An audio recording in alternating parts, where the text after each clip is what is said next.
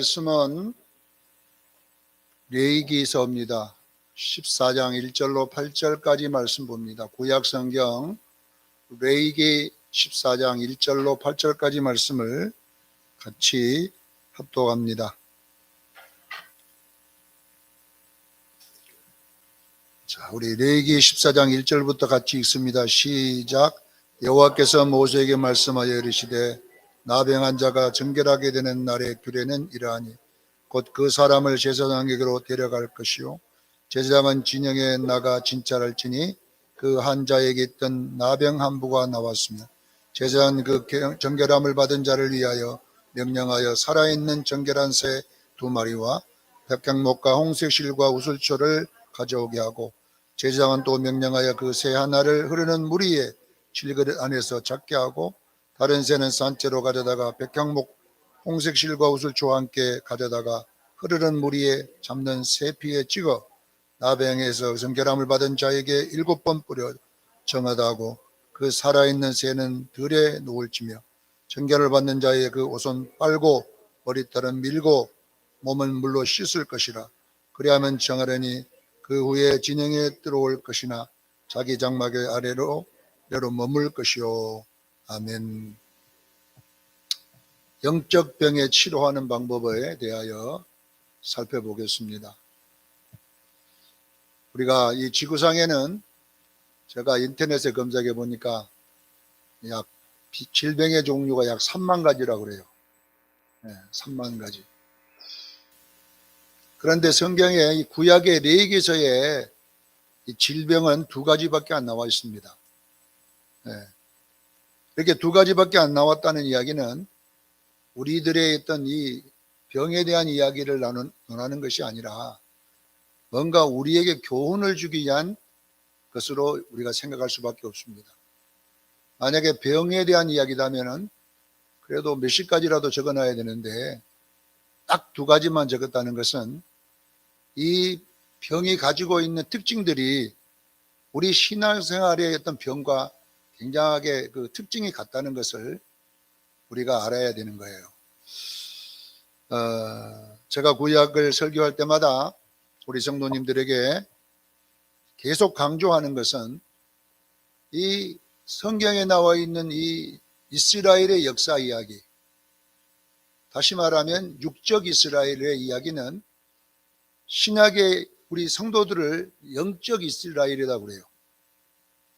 그러니까 구약에 있는 육적 이스라엘은 신약에 있는 영적 이스라엘은 교회를 해야 될 신앙 이야기를 그림으로 그려놨다는 것을 기억하기를 바랍니다.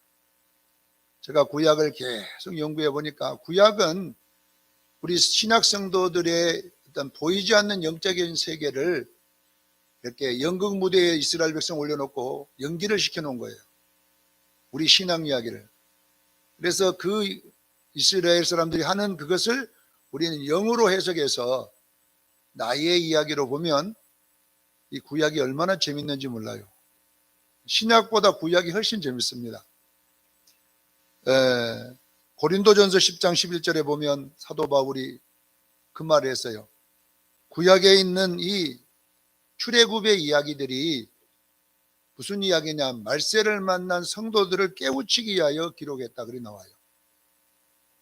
이스라엘 백성들이 유월절 지키고 홍해를 건너고 또 만나를 먹고 반석에서 나온 물을 먹고 이렇게 쭉 걸어가는 이 일이, 이거는 누구를 위한 연기냐면 말세를 만난 우리를 위하여 신앙의 깨우침을 주기 위해 기록했다. 이렇게 사도 바울은 구약이 우리들의 이야기다는 것을 설명하고, 로마서 15장 4절에도 무릇 전에 기록된 모든 것들은 우리의 교훈을 위해 기록됐다고 그랬어요. 전에 기록된 것은 뭐냐? 구약 성경을 말하는 거예요. 구약의 모든 성경에 나온 이런 이스라엘의 이야기는 교훈이 들어있는 우리들의 이야기임을 기억하기를 바랍니다. 그래서 갈라디아서 4장 22절로 26절에 보면 아브라함의 이야기가 바로 우리들의 이야기인데, 아브라함에게는 2 여자가 있었다네요. 알고 있죠? 하나는 사라, 하나는 하갈. 그래서 이 하갈, 그다음에 사라는 뭐냐? 예루살렘에는 사라, 시내 산에는 하갈이라고 나와 있는데, 이건 두 비유니 정확하게 보니까 이것은 두 비유돼요. 한 비유는 뭐냐? 바로 율법에 대한 비유이고, 하나는 복음에 대한 비유인 줄로 믿으시길 바랍니다. 사라는 복음에 대한 이야기고 하갈은 율법에 대한 이야기다, 이렇게 설명해 놓고, 갈라디아 4장 28절에 보면 형제들아 너희는 이삭같이 약속의 자녀라. 우리는 사라로부터 나온 약속의 자녀라. 저 이슬람이나 저 사람들은 하갈에서 나온 율법들이라 그러잖아요. 참 신기한 것이요. 여러분 보세요. 이슬람교는요, 조상이 이스마엘입니다.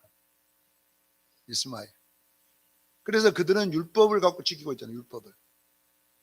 그럼 우리 교회는 예수를 믿고 있음을 믿으시길 바랍니다. 그래서 예수님으로부터 나온, 그러니까 이삭은 예수님으로부터 나온 약속의 자녀를 설명하고 있다는 것이잖아요. 그래서 왜 이삭과 같은 자녀냐? 이삭은 뭐냐면 100% 은혜로 나온 자입니다. 아브라함이 노력으로 날 수 없을 나이 100살. 아브라함이 아무리 노력해도 자식을 못 낳아요. 그런데 못 낳는데 나왔단 말입니다. 어떻게 나왔어요? 하나님의 은혜로 나왔다. 우리는 이 말을 무슨 말로 해석했냐면, 우리는 도무지 구원받을 수 없는 사람들입니다. 아무리 노력해도 구원받지 못한 우리가 어떻게 우리가 예수 믿고 천국 가느냐? 하나님의 은혜로. 그래서 이삭과 같은 자녀라, 이렇게 우리 이삭을 우리들의 영적인 모습으로 상징을 그려놓은 거예요. 레위기 13장에서 15장까지는 바로 이 두 가지 병의 모습도 보이지 않는 성도들의 영적인 병에 대한 이야기를 이렇게 설명하기 위해서 기록되어 있는 거예요. 그러니까 육체의 질병에 대한 이야기가 아니라 신약 성도들이 앞으로 어떤 병이 올까, 영으로 그 병이 걸렸는지 안 걸렸는지를 체크하도록 이 두 병이 소개되고 있다는 것이죠. 첫 번째는 나병, 한센병, 문둥병 그러잖아요. 우리는 지금은 나병이란 말을 많이 쓰잖아요. 한센이 치료약을 개발했다고 해서 한센병 이렇게 말하는데, 그 다음에 유출병. 이 유출병은 원래 매독이라고 되어 있어요. 매독. 성병이란 말이에요. 원래 유출병. 이 두 가지 병만 소개하고 있는데, 자, 첫 번째 이 나병에 대한 연구를 해보면, 이 나병이 신앙생활과 어떤 관계가 있냐 그러면요, 자, 나병의 특징을 보면, 첫째, 잠복기가 아주 깁니다. 내가 나병이 내게 몸에 들어왔는데 10년 정도는 모르는 거예요. 나병이 걸렸으면 10년 정도는 아무 증세가 없어요. 그러면 이것은 무엇을 말하냐면요, 우리 예수 믿는 사람들이 영적인 병이 와도 본인이 10년 정도는 몰라요. 병이 이미 오염되어 있어도 걸렸는지 안 걸렸는지 모른다, 이 말이에요. 신앙의 병. 두 번째, 나병은 우리 신경에서 이 말초신경에 가지고 자리를 잡아요. 우리 감각기관에. 그래갖고 우리의 감각을 싹 없애버리는 거예요. 그래서 나병은 아프질 않아요. 손이 썩어서 뭉그러져도 안 아파. 나병 환자들이 최고 무서운 것이 불입니다. 손가락이 타고 있어도 몰라. 화상을 입은 줄을 모른다니까요. 나병. 왜? 감각을 모르는 거예요. 자, 여러분, 이건 뭘 이야기하느냐? 영적 병은 자신이 걸렸는데도 몰라요. 영적 병은. 이게 문제거든요. 내가 걸려가지고 지금 다리가 하나 빠져나갔는데도 몰라. 코가 사라졌는데도 몰라. 눈이 사라졌는데도 안 아파. 그래서 이 신앙의 병은 여러분요, 본인이 걸려있어서 문제가 있는데도 자신이 걸렸는지 모른다는 거예요. 그 다음에 세 번째는 이 나병은 모든 몸에 나병을 이 정복된 상태에서의 증세가 나타나기 시작합니다. 손가락에만 있던 것이 아니라 모든 몸에 나병이 정복한 다음에 자기 증세를 나타내는 거예요. 나병. 그러니까 여러분요, 여러분들이 내가 영적 병이 왔다 그럼 때가 늦는다는 이야기. 그걸 아셔야 돼요. 네 번째 마지막으로 뭐냐면 나병은 전염병이에요. 공기를 통해서 우리에게 전염이 됩니다. 그래서 영적 병은 나만 걸린 게 아니라 내 옆에 있는 사람도 옮겨 붙이는 거예요. 이렇게 네 가지 특징이 나병의 특징인데 영적 병도 똑같다는 것을 기억하기를 바랍니다. 자, 두 번째 유출병은,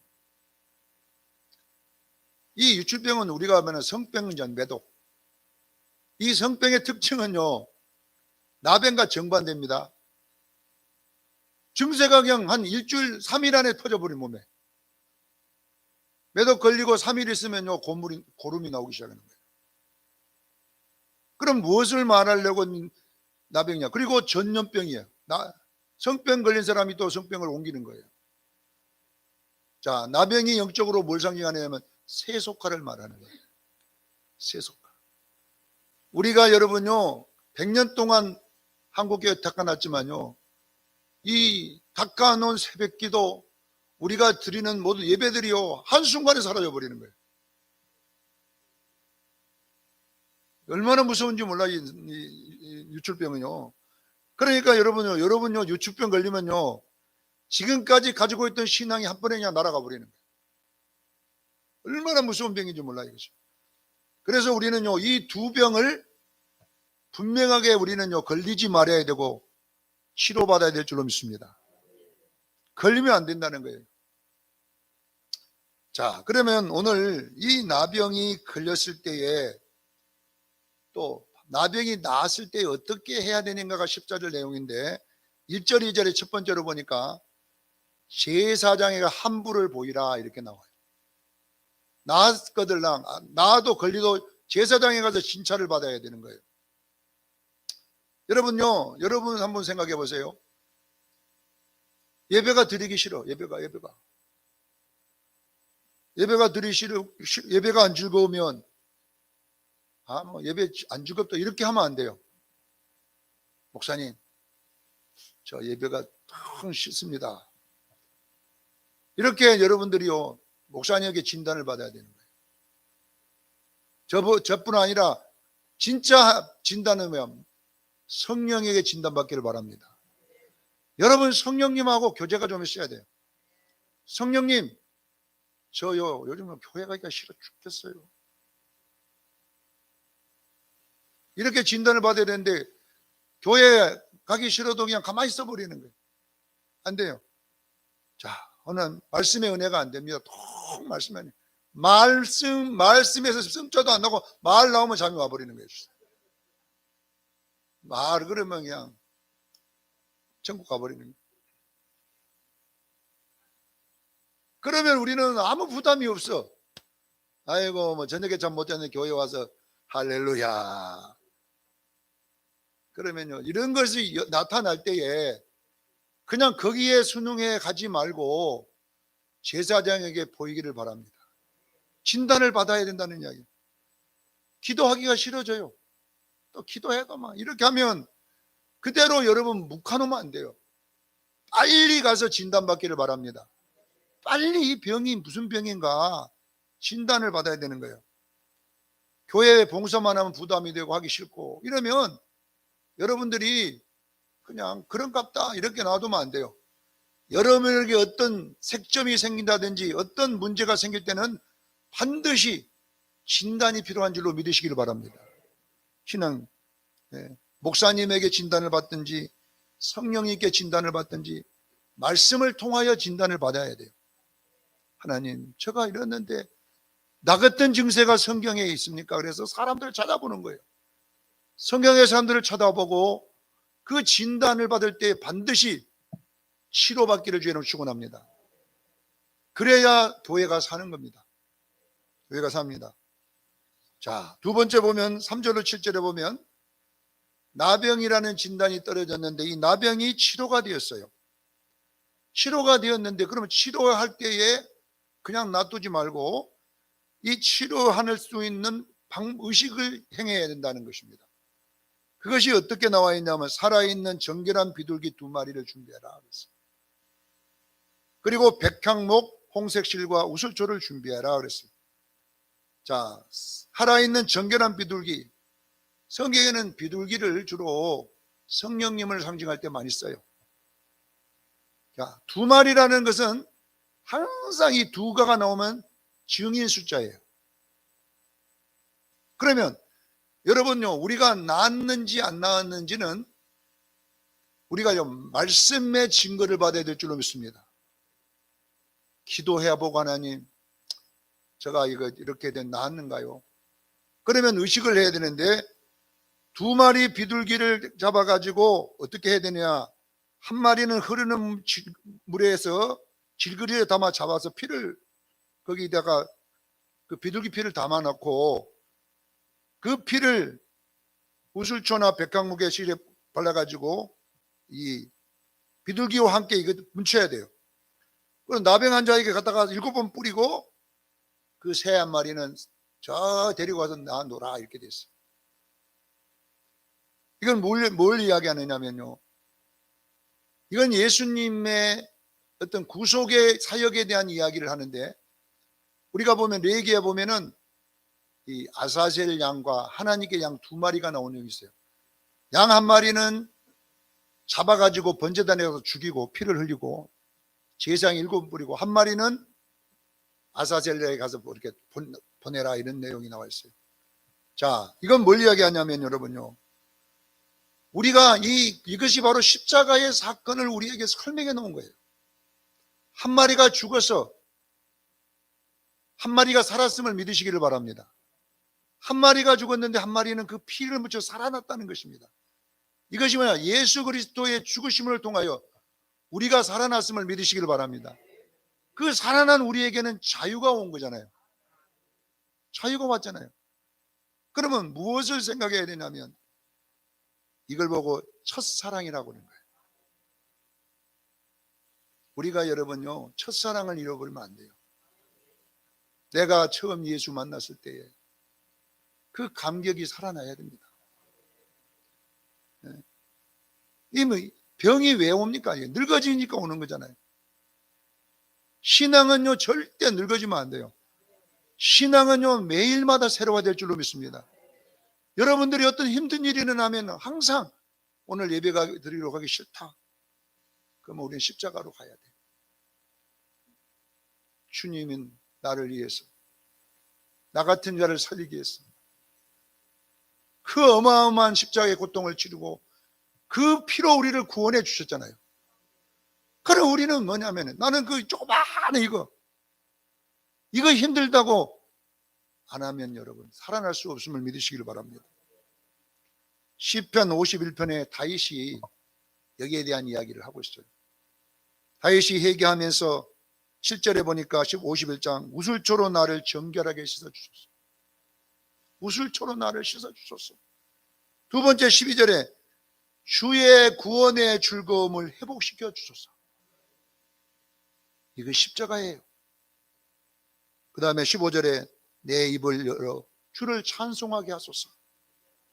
그리고 성령을 내게서 거두지 마소서. 사랑하는 성도 여러분, 우리가 하는 이 일이 주님의 십자가에 비하여서 얼마나 되겠어요? 주기철 목사님이 십자가 순교 그 모판위를 걷기 전에 불렀던 영문 밖의 길이라는 복음성가였잖아요.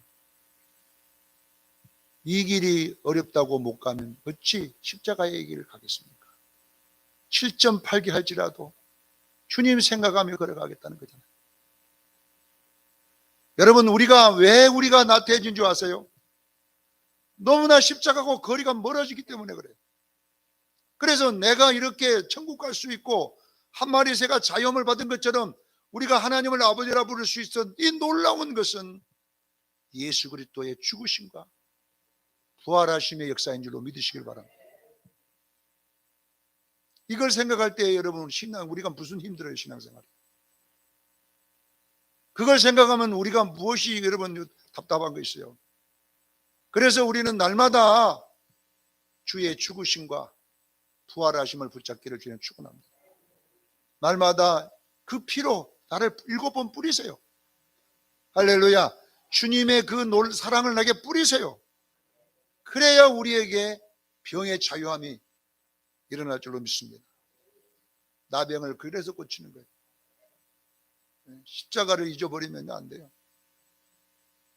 자, 마지막 세 번째로 8절로 9절에 보면 회개는요 말로만 해서는 안 된다는 이야기입니다. 행함으로 반드시 옮겨야 됩니다. 여러분, 말로 해서는요 영적 병이 안 고쳐져요. 반드시 행할 때 고쳐지는데, 이제 그 피로 발라서 3세는 살려주고 그 피 뿌림을 받은 나병 환자는 이런 의식을 행하라. 첫째, 옷을 빨아라. 옷이란 단어는 뭘 상징하냐면 행위를 상징하는 거예요. 옷은 뭐다고요? 행실. 자, 요한계시록 19장 7절 8절에 정확하게 빛나고 깨끗한 세마포 옷을 뭘 입었다고요? 옷을 입게 했는데 이 옷은 성도의 오를 행실이니라. 정확하게 행위입니다. 옷은. 요한계시록 22장 14절에도 두루마기 그 옷이잖아요.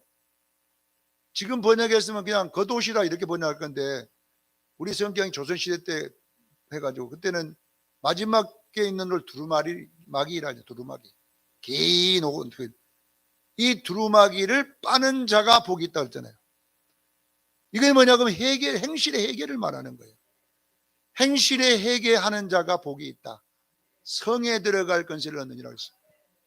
요한계시록 16장 15절에 정확하게 옷을 지켜 벌거벗고 다니지 않는 자가 복이 있다. 옷이 뭐냐 그러면요 행실입니다. 행실. 그래서 여러분 보세요. 반드시 신앙생활이 나태된 사람은요 행위를 다시 신앙으로 올리기를 주님 축원합니다. 내가 예배를 빠졌습니까? 빠진 예배를 회복하세요. 내가 기도를 빠졌습니까? 기도를 회복해야 되고, 내가 여러분요 은혜가 안 됩니까? 은혜를 회복해야 돼요. 회복하기 위해서 미리서 금식 기도하고 작정 기도하면서 하나님 내게 은혜 주십시오. 그러게 여러분들이 애쓰면요 반드시 회복될 줄로 믿습니다. 이것이 옷을 빨아라. 두 번째는 뭘 빨아야 되냐? 어떻게 하냐? 모든 털을 밀어라. 이 털이 뭘 상징하냐면요 오염된 마음이에요. 게으름을 제거하고, 시험 들었으면 시험에서 빠져나오기를 바랍니다. 세속화 됐으면 그걸 끊으기를 바랍니다. 그래서 우리 속에 우리 마음의 나태함, 우리 마음의 안일함, 이런 모든 것을 미루기를 주여 축원합니다. 끊으라는 이야기예요. 끊어내야 돼요. 내가 잘못된 길로 달려가던 행실을 끊어내세요. 그리고 말씀으로 돌아오기를 주여 축원합니다. 그래서 털을 밀어야, 기존에 난 털을 밀어야 새 털이 나든, 기존에 난 털을 싹 밀어야 새 것이 나와요. 절대 새 것이면 안 돼.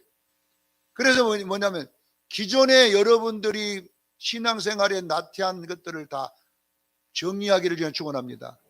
내가 세상에 바빠서 안 했으면 좀 줄이시고, 내가 게을러서 안 했으면 부지런히 하고, 이렇게 털을 다 밀어서 새로운 신앙으로 돌아가기를 저는 축원합니다. 그래야 영적 병에서 치료가 되는 거예요. 세 번째는 물로 몸을 씻으라. 목욕이잖아요. 목욕. 이 물은요 이 발만 씻으라 하고 몸 전체를 씻으라 이 말이에요.